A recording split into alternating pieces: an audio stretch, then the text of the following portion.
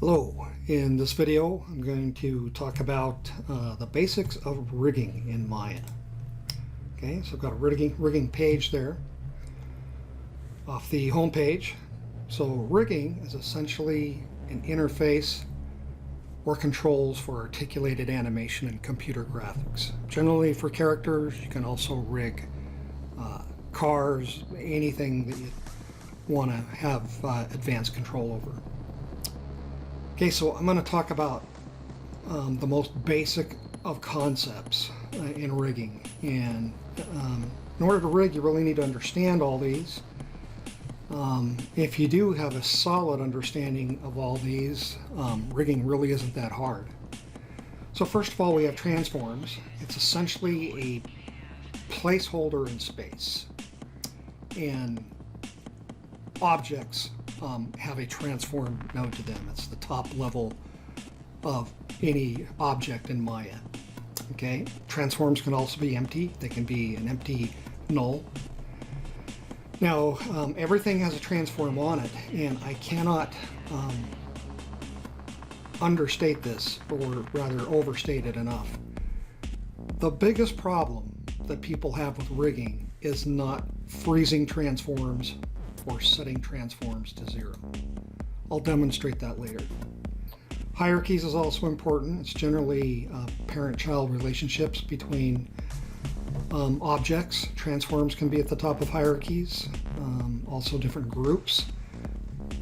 Hierarchies are very important. So are constraints. Constraints are similar to hierarchies, except that constraints allow you to take the channel, a translation channel from one object, and constrain another object to it, with or without an offset. Deformers. So these deform geometry. There are many types of deformers. We'll talk about joints, maybe a little bit about blend shapes, and perhaps lattices. Control curves. Now, everything needs a handle to control.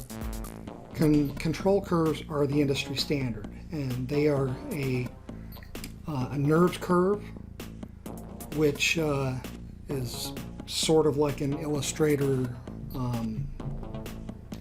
path or curve that they don't render at render time if you're rendering a raster image, or they wouldn't render in a game engine unless you you'd have to make special provisions for it to render. But that's the way things are selected and controlled, and you'll generally in your selection filter turn everything off but control curves, so that you're not selecting deformers or geometry or transforms and messing the rig up. They make a rig animator proof. Inverse kinematics, also known as IK, it will allow you to take the end of an articulated unit such as a limb, and if you pull the end of or move the end around, the rest of the limbs will follow, as opposed to taking each joint in a limb, say like an arm, and rotating each one on its own, and then maybe going back in and counter-rotating. So, tremendous time saver, advantages and disadvantages. Then lastly, I'm going to talk about nodes. So Maya essentially is a node-based system. You connect a bunch of nodes together to get a given result. So I'm going to give just a brief example of nodes in Maya and how they can be used in rigging. Also, Maya modes and menus. So we'll talk a little bit about the modeling editor, which we have been using, and I'll talk a little bit about the rigging editor. I'll talk again about the shelf, outliner, and just workspaces in general. This has to do with these different modes.